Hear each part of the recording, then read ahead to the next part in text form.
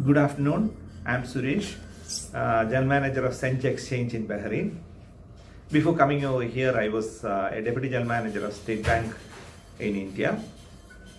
I have been briefing about the financial market in the world as well as the Indian financial market. What happened last week, in nutshell, I'll tell you. The tendency, the US dollar weakening tendency still continues. As far as the stock market throughout the world are concerned, it's on an upward trend, except maybe the Nikkei coming down by around 350 to 400 points on Friday when their Prime Minister, Mr. Abiy, submitted his resignation. As far as the crude oil prices are concerned, it was hovering over 43 to 44 per barrel, 43 to $44 per barrel. And last week we could see that it's on an upward trend and touching around, today morning it touched around $46 per barrel. As far as the Indian stock market is concerned, last week there was an unprecedented movement of dollar rupee. So rupee strengthened by almost 70 to 80 paisa in the last 2 days. We could find that around 8.8 billion US dollars have flown into the Indian stock market in the last 3 months. And added to that one, the foreign direct investment, the Vedanta's investment, the Canadian telecom company investing huge amount into the Indian telecom company, the Byju's app getting a lot of investment, foreign investment, etc. So ultimately what is happening is, if RBI is not in a mopping up mode, the rupee will strengthen further.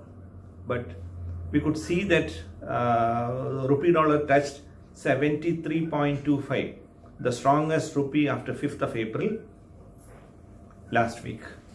But again today morning we could see a slightly weakening rupee. About what's happening in the rupee dollar market, my friend Mr. Ramesh Krishnan, who was a DGM in State Bank and again GM Treasury of many of the banks in India, will be talking to you on that one. Thank you. Hi viewers, 5 minutes to strategize. The domestic currency gaining by more than a rupee against the dollar will definitely be exercising the minds of many of you. This data from Reserve Bank of India released last Friday about the forex reserves as on previous Friday, 21st August, indicates an increase in the reserves by more than $2 billion, $2.25 billion. This week, whether RBI chose to stay away from the market and let the rupee appreciate or not will be validated only when next Friday the data as of 28th is announced.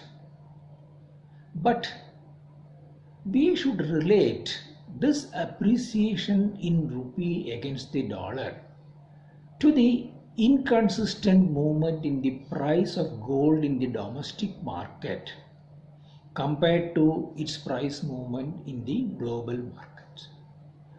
Gold closed at $1,965 to an ounce, but many metal analysts are viewing at 2,100 and up as a safer bet in the medium term, thereby unlocking the investment value in the metal more than its consumption value or commodity value. The stock markets decided to throw caution to winds and continued the upward trend, and Nifty closed at 11,648, a weekly gain of close to 2.5%. The bond market, the yields week Monday to Friday remained a bit static, only because Reserve Bank of India announced an open market operation to buy back one of the benchmark bonds. But the auction for government securities scheduled for Friday devolved heavily on the primary dealers, thereby reflecting lack of appetite for government paper from the banks. The Thursday's month-end expiry of derivative contracts passed off without much volatility, and the Nifty VIX on Friday closed at 18, down from 20 at the beginning of the week. In between, if we observe the marketplace, Bank of Baroda has increased the risk hurdles for their credit risk products and the credit risk process. Some other banks have product specifically upped their risk hurdles. If Reserve Bank of India were to take a cue from the market players about increased risk perception, will they attempt to jump ahead of the curve, and will they look at unconventional methods? To make it more specific, let me think whether Reserve Bank of India will trigger the counter-cyclical capital buffer, which is provided for in the Basel Committee norms. Normally, the regulator should give 4 quarters lead to the markets before triggering CCCB.